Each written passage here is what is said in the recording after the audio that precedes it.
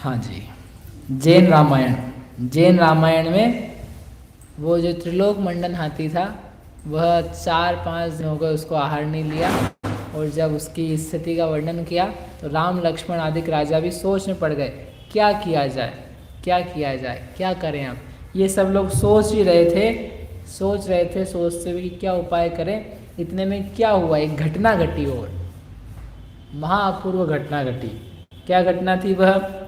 ऐसे सकल विचार करात आगे और सुनो भवि बात, तब ही देश भूषण जिन राय, कुलभूषण जुत वन में आए।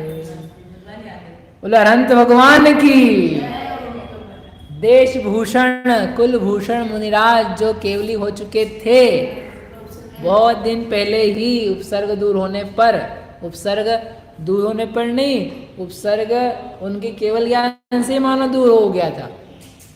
यद्यपि राम लक्ष्मण ने दूर किया था, लेकिन वो केवल ज्ञान होने पर कोई उपसर्ग रहते ही नहीं है। तो वही केवल ज्ञानी मुनिराज जो थे दोनों, अभी तक दोनों संग में ही विचर रहे हैं। जब तीर्थंकर भगवान के साथ में केवली भी पाए जाते हैं, समोषण चलता है ना भगवान का, तो कोई केवली साथ साथ भी चले जाते हैं, कोई वहीं के वहीं भी रह जाते हैं, कोई मुनिराज साथ में भी चले जाते हैं, कोई रह भी जाते हैं। गणधर तो नियम से जाते ही हैं, लेकिन अन्य मुनिराज भी उनके साथ चले गए, कोई सब नहीं जाते हैं। वो अपने स्थान के थे, वे अपने अलग विहार कर लेते, जिसका जैसी योग्यता आदि को। तो वो दोनों भगवंत अपने वैभव के साथ में, केवल ज्ञान रूपी सूर्य के साथ में, उन्होंने उस नगर में जो मिथिलापुरी थी, भरत क्षेत्र की बहुत अतिशयकारी भूमि थी, जहाँ पे सारे तीर्थंकरों के जन्म उसकी भूमि के आकर्षण से मानो हो जाते हैं मध्य भाग के कारण। तो उस स्थान पे आए वे और आ करके इनका जो उद्यान था, उस उद्यान के ऊपर कुछ ऊपर रहते, वहाँ पर आकर के ठहर गए। किसने ठहराया उनको वहाँ? अपने आप। भवि भागन वच जोगे वशाय, भव्य जीवों के भाग्य से विहार होता है ना, तो एक ही जगह थोड़ा रहते हैं। अरे कोटि पूर्व -8 साल इतना इतना विहार होता है। देवी धनी वगैरह होती है ना, सबकी नहीं होती, जिसकी हो तो हो। मुँह केवली हो इतने दिन तक, कुछ बोलने की बात नहीं, कोई इस प्रकार की दर्शन नहीं। स्वतः भवि भागन वच जोगे वशाय, भव्य जीवों के भाग्य से, उनके स्वयं के विहायोगति कर्म के उदय से। ठाणी सेज विहारा धम्मोदय सोयणीयदयो तेसिम अर्हंताणम काले माया चौरव इत्थीणम। जैसे बादल सहज रूप से घूमते रहते हैं, वैसे वे मुनि भगवंत भी केवल ज्ञानी अवस्था में भी पृथ्वी पर विहार करते रहते हैं। जहाँ जहाँ बरसना होता है वहाँ बरसते हैं, वहाँ वहाँ उनका भाग्य होता है। लोगों का दर्शन का भाग्य होता है, प्रवचन नहीं मिलते हैं तो। कोई प्रवचन नहीं होते जिनके, दिव्य ध्वनि नहीं होती, दर्शन भी मिलना बड़ी बात है। देखने ही मिल गए कि हाँ केवल ज्ञान सूर्य से जगमगाते हुए सर्वज्ञ प्रभु जिनेश्वर परमोदारिक देह में युक्त, महाअतिशयकारी प्रातिहार्यों से युक्त, उसको देख करके भी बहुत कुछ हो जाता है। तो वही जो देशभूषण कुलभूषण जिनका वंशस्थ विल पर्वत पर केवल ज्ञान हुआ था, उपसर्ग दूर हुआ था, और वहाँ पर बैठ करके सबने दिव्य ध्वनि का लाभ लिया था। गरुड़ेंद्र ने रामचंद्र जी को जान करके प्रसन्न होकर के दिव्य देवोपनीत वस्त्र आभूषण विद्या आदि दी थी। युद्ध में उनकी सहायता से ये लोग एक प्रकार से जीते थे, क्योंकि इनके पास भी सामग्री आ गई थी। तो वो जो देव थे वे ही देव ने वही भगवान यहाँ पर आए नगर में, और नगर में जब आए तो वो आ करके महेंद्रोदय नामक वन में ठहर गए, और बहुत सारे मुनियों के संघ के साथ में थे। अकेले वे ही नहीं थे, दूसरे मुनिराज भी उनके साथ में चल रहे थे। ऐसे जान करके जब मालूम पड़ा ओहो भगवान आए हैं, तो सारी नगरी में खबर फैल गई। सब लोग उनके दर्शन के लिए उद्यत हुए। राम लक्ष्मण भरत शत्रुघ्न और उनकी माताएं, उनकी पत्नियां सेनापति, नगर के लोग, निवासी, दुष्ट जो लोग हैं उनके मन शांत हो गए सुन करके भगवान आए, और वो सब लोग भगवान की वंदना के लिए अपने अपने वाहनों पे सवार होकर के चले उस तरफ गए जहाँ पर भगवान थे। तो लोग मंडन हाथी के ऊपर बैठ करके उसको ले करके साथ में जा रहे हैं, और जैसे ही भगवान का छत्र दिखना चालू हुआ वो सब वाहनों से उतर करके पैदल चल करके स्वयं भगवान के समो शरण में पहुंच गए, और जा करके सब अपने स्तुति की, प्रणाम किया, पूजन किया और फिर बैठ गए। अधिक मुनीश्वर जिनकी लार, देवागंध कुटीर चिसार, तिनकी महिमा ते वन राय, षड ऋतु के फूले अधिकाय। और उनकी महिमा से वहाँ उद्यान में जितने फल फूल थे षड ऋतु के, 6 ऋतुओं में जो अलग अलग आते हैं, उनके आने पे वे सभी खिल गए, मानो सब प्रसन्न हो गए। ओह, असमय में जब भगवान आ गए हैं तो हम भी असमय में आ सकते हैं। जब असमय में धर्म तीर्थ का उपदेश मिल सकता है तो हम तो पौद्गलिक वस्तुएं हैं, चलो खिल जाओ। ऐसा देख के ही मानो उनके दर्शन की अभिलाषा से बीज रूप में तो देख नहीं सकते हैं, जब तक खिलेगा नहीं तब तक आंखें नहीं आएंगी उसकी। आपकी भाषा में आंखें आती है ना, जामफल क्या बोलते हैं उसको, सीताफल की आंखें आ गई। आंखें आ जाएगी तो हम देख पाएंगे, अच्छे से इनका स्पर्श हो पाएगा, इनके शरीर से टकराने वाली गंध हम तक आ पाएगी। तो ऐसा सोच करके ही मानो वे षड ऋतु के फल फूल जो उद्यान में थे सब खिल गए। अहो, एकेंद्री खिल जाता है तो तुम तो पंचेंद्री हो, तुम क्यों नहीं खिलते हो? खिलो, खिलो। क्या देख के खिलो? भगवान को देखकर खिलो। भविक सरोज विकास निंदतम हर रवि से हो। हे प्रभु, जैसे सूर्य कमल को खिलाता है वैसे आप रूपी सूर्य से हम भव्य जीव रूपी कमल खिलते हैं। आनंद भेरी बजाई सार, चाले जिन ढिंग जो परिवार, राघव लक्ष्मण हरि घन भ्रात, भामंडल अतिशय हर्षात। आनंद की भेरी बजा करके सारे नगर में घोषणा कर दी, चलो चलो सब लोगों के लिए अतिशय पुण्य के बहुपुण्य उदय से क्या मिले? भगवान। और राघव, लक्ष्मण, शत्रुघ्न भाई, भामंडल, सुग्रीव, हनुमान वगैरह भी यहीं पर थे, वे सब लोग भी साथ में होकर के चले। राय विभीषण नल अरुणील, हनुमान सुग्रीव सुडील, अंग सुअंगद सार कुमार, इत्यादिक बहुते बहु भूपार। ये सब लोग विभीषण के घर इतने दिन रहे तो थोड़े दिन इनके घर भी रहेंगे। मतलब राजाओं में प्रेम ऐसा रहता था, और अनेकों दिन भी रहे तो ऐसे नहीं तो इतने दिन से यहीं पे हम जाएंगे कब? ये होती है उनकी उत्तम विचारता, बड़प्पन पना, प्रेम, स्नेह, वात्सल्य। हाँ, और ये तो कोई कुटुंब के नहीं है सब लोग, बहुत सारे लोग तो बस मित्रगण हैं, मित्रगण। इनको बोलते हैं बंधु, इनसे ही प्रेम होता है। तब आचार्य कुंकुन स्वामी लिखा, आपिच्छ बंधु वग्गो विमोचिए गुरु कलत्त पुत्ते हिम, कि सुनो बंधु जनों से आज्ञा लेकर के, बोल करके, पूछ करके, शायद वो भी तुम्हारे साथ आ जाएं, और जो गुरु कलत्र और पुत्र हैं इनसे छुटा करके, ये तुम्हें छोड़ेंगे नहीं, इनसे तुम छुड़ा करके आना, और फिर स्थित हो जाना ज्ञान दर्शन चारित्र तव वीर्यम, आजनानंदन संचरित तव वीर्या यारम। तो ये सब लोग वहीं थे, वो सब निज निज वैभव के साथ में और त्रिलोक मंडन हाथी के साथ में वहाँ पहुँच गए। उनकी माताएं भी थी, और बैठ करके सबने स्तुति करी, पूजा करी, गुणगान किया, और भगवान का उपदेश सुनने के लिए सब बैठ गए। अब भगवान उपदेश देते हैं। धर्म सुन्यो जिन भाषित सार, श्रावक मुनि करि दोय प्रकार, सप्त तत्व षट द्रव्य बखान, अरु पंचास्तिकाय शुभ जान। तब सम्यक तो के अंगभूत, मूलभूत, जो 7 तत्व, 9 पदार्थ, 6 द्रव्य 5 अस्तिकाएँ हैं, उनका आज भगवंत ने पूर्ण रूप से वर्णन किया।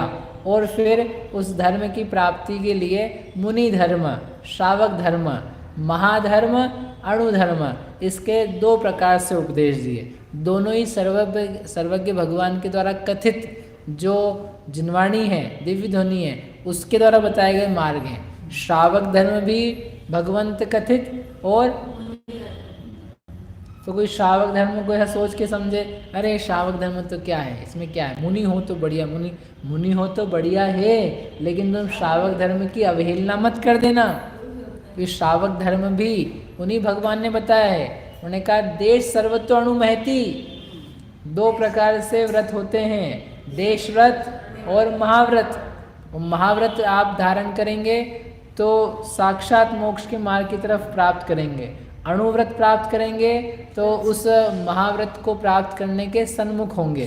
तो इसलिए उस व्रत को प्राप्त करके वीतरागति भाव की आराधना करके आत्मानुभव बड़ा करके आप बढ़ो रास्ते पर। और वह धर्म है, धर्म का उपदेश दिया। धर्म ही सार है, धर्म के अलावा संसार में सब कुछ असार है। सारभूत जगत में जो पदार्थ देखे जाते हैं वे भी धर्म के फल से ही प्राप्त होते हैं।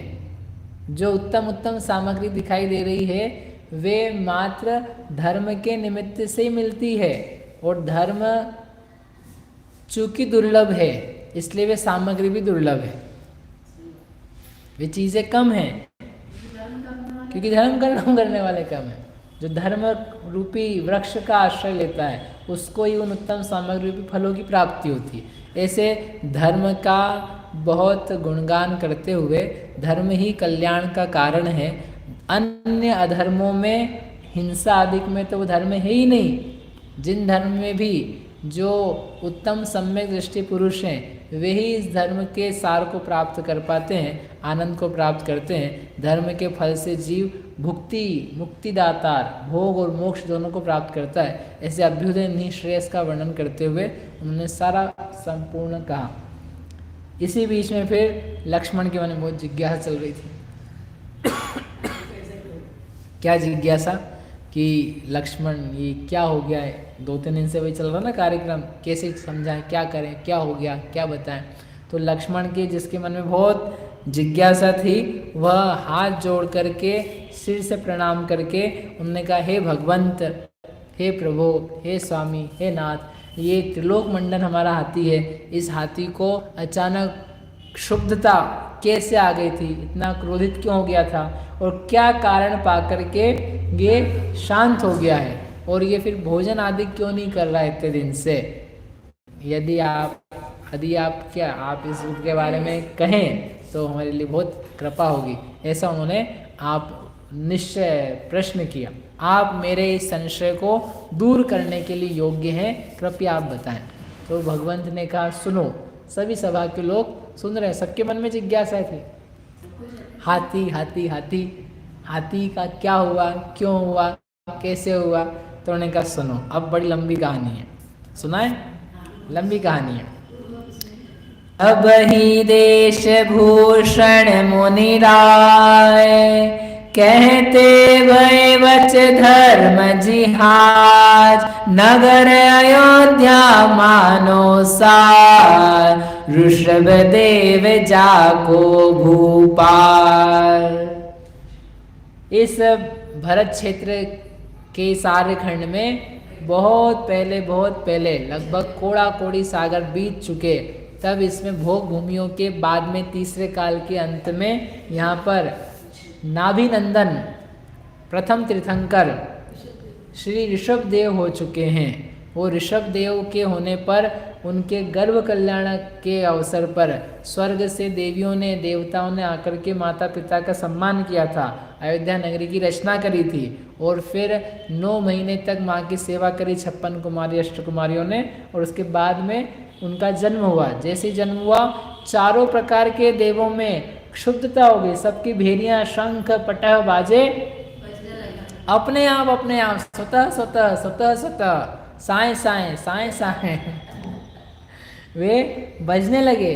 और जान करके क्या घटना घटी है, वे सारे देवता प्रसन्न होकर के जमीन पर आए और वो भगवान को सुमेरु पर्वत पर लेके गए। वहाँ पांडुक शिला 4 शिलाओं में से एक, उस पर उनका 1008 कलशों से अभिषेक किया। वहाँ भक्ति से नृत्य ज्ञान किया।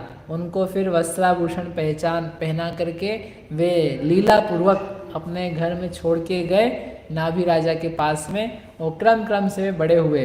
और जब एक दिन वह नीलांजना का नृत्य देख रहे थे तो उसकी मृत्यु के निमित्त से वे प्रबोध को प्राप्त हुए। वैराग्यमयी भावना का चिंतन करके उन्होंने राजपाट आदि का त्याग किया। लोकांतिक देवों ने आकर के अनुमोदना करी और वे शिविका पर बैठ करके वन में जा करके दीक्षा धारण करी। जिस जगह पर उन्होंने दीक्षा धारण करी थी वह जगह प्रयाग नाम का तीर्थ बन गया, क्योंकि यहाँ पर उन्होंने प्रयाग का अर्थ क्या दिया है, प्रजाग, चूंकि यहाँ पर वे प्रकृष्ट रूप से जागृत हुए थे इसलिए उसका नाम रख दिया प्रजाग नाम का तीर्थ हो गया। जब उन्होंने दीक्षा ली, उस दीक्षा के साथ में उनकी भक्ति से, स्वामी भक्ति से 4000 राजाओं ने दीक्षा ली थी। आप यहाँ का सुना रहे हो, अभी तो त्रिलोक मंडन की बात कर रहे थे, यहाँ ये वहाँ से बात चल रही है, इतनी पुरानी बात चल रही है। त्रिलोक मंडन का जीव वहाँ से था इसलिए वो इतनी आ रहे हैं। तो वो 4000 लोगों ने दीक्षा धारण करी थी स्वामी भक्ति से। वे धर्म नहीं जानते थे। अरे धर्म तो ये बताएंगे, जब तक ये बताएंगे नहीं तब तक धर्म उद्भव कैसे होगा।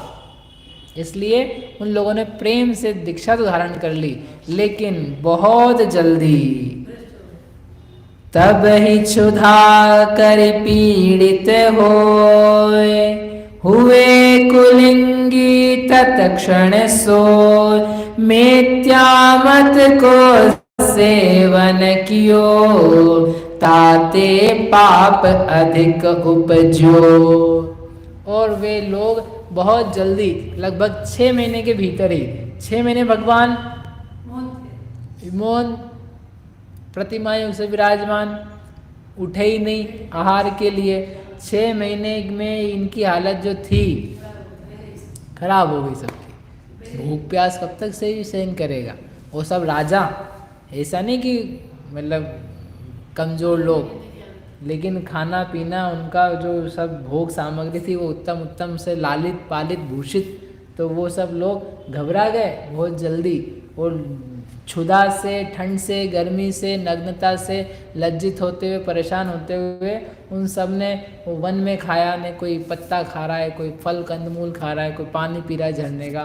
तो वहाँ पर फिर घोषणा भी हुई कि ये ऐसे नहीं करो, आप इस वेश में नहीं करो, दूसरा वेश धारण करो, नग्न दिगंबर रूप में आपको ये काम करना योग्य नहीं है, नहीं तो हम तुमको दंड देंगे। तो डर गए वो लोग। और फिर उन्होंने अलग अलग रूप बना लिए, जटाएं धारण कर ली, डंडा धारण कर लिया, अलग अलग बन गए। उन्हीं 4000 में मारीची भी था। तो जो मारीच था उसके साथ में दूसरे उन्होंने एक मत चलाया। उस मत का नाम था परिव्राजक मत, सन्यासी मत, जो 12वें स्वर्ग तक चले जाते हैं, परिव्राजक, ऐसा मत चलाया। और इस मत के ये जो 4000 लोग थे उसी में 2 लोग थे, उनका नाम था सूर्योदय और चंद्रोदय। सूर्य चंद्रमा समझ लो, सूर्योदय चंद्रोदय। तो वे जो 2 थे उन्होंने भी दीक्षा धारण करी थी और वो भी भ्रष्ट हो गए थे। और वे बच के क्या घूम फिर करके वो जो मारीची था परिव्राजक मत चलाने वाला उस समय तत्काल में, उसकी शरण में चले गए। और उसकी शरण में जाकर के उन्हीं का मायामयी तपश्चरण व्रत को धारण करने लगे। और व्रत को धारण करके अपनी अपनी शिष्य परिशिष्य की परंपरा चलने लगी उनकी। और जब चलने लगी, मिथ्या धर्म का आचरण किया और बहुत जल्दी वे दुर्गति में पहुँचे। और दुर्गति में दोनों भाई साथ साथ घूमते रहे। पूर्व भाव में जितने जितने उन्होंने शरीर छोड़े, आचार्य कहते हैं, उनसे पूरी पृथ्वी मानो भर गई थी। क्योंकि कितने भाव धारण करने इनको, कोड़ा कोड़ी सागरों को बिताना है। उस समय से लेकर के मुनि सूरतनाथ भगवान का काल ऑलमोस्ट 1 कोड़ा कोड़ी सागर, बिल्कुल बिंदु के बराबर टाइम बचा है, इसके बाद फिनिशिंग है इसका चौथे काल। एक कोड़ा कोड़ी सागर तक त्रस पर्याय भी नहीं रहती है। त्रियंश पर्याय की एकेंद्रीय पर्याय में एक एकेंद्रीय पर्याय, निगोद पर्याय, इन सब में घूमते घूमते घूमते घूमते इतने शरीर छोड़े कि मानो पूरी पृथ्वी भर गई थी। उसके बाद में कुछ कर्म के उदय से ये कुछ बने, अभी भी खत्म नहीं हुई, अभी तो चालू हुई, इसकी बहुत लंबी कथा। फिर क्या हुआ, क्या त्रियंश में घूमते रहे कि मनुष्य भी बने, फिर वो मनुष्य बने, कहाँ बने, राजा बने कि रंक बने कि कुछ दीनहीन चांडाल बने, क्या क्या होता है, दोनों का संग कैसे बना रहता है, इस बात को अपन कल देखें। लेकिन वो त्रिलोक मंडन की बात से ऋषभ देव की याद दिला दी। ऋषभ देव के समय से अकेले मारीची की कथा नहीं लंबी, ऋषभ देव की इनकी भी है।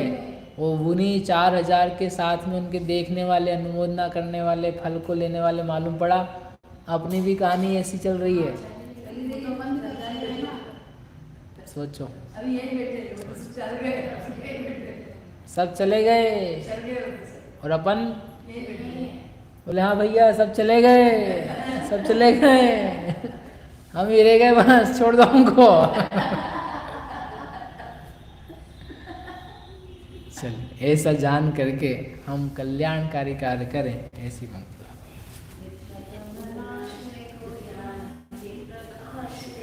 आपा परे भास वेको भानु सी खानी है, चाहो द्रव्य जान वेको बंध विधि भान वेको, सपर पिछान वेको परम प्रमाणी है, अनुभव बताए वेको जीवन के जताए वेको,